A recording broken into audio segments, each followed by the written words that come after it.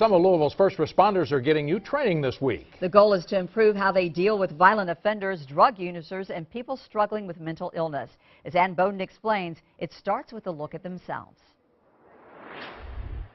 Louisville Metro police officers, EMS workers, corrections officers, and social workers. They deal with the worst of the worst every day. That's why many are attending a symposium to help them with sensitivity training and mindfulness.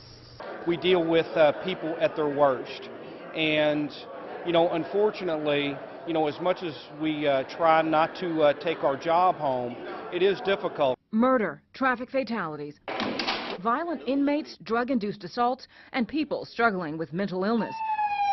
Louisville's first responders handle it all every day.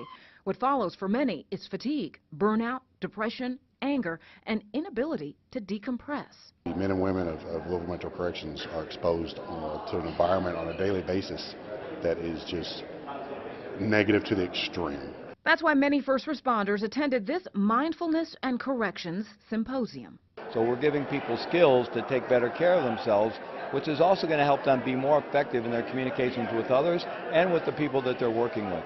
Learning about meditation and finding their emotional strength, responders learn to acknowledge their fears and take responsibility. Being able to take I statements, being able to own our own responsibility in what we've done, and then being able to change it, because once we own it, we're able to change it. But while learning to address their needs, they're also learning the best way to relate to some of the most violent offenders. This is really about people connecting as one human being to another.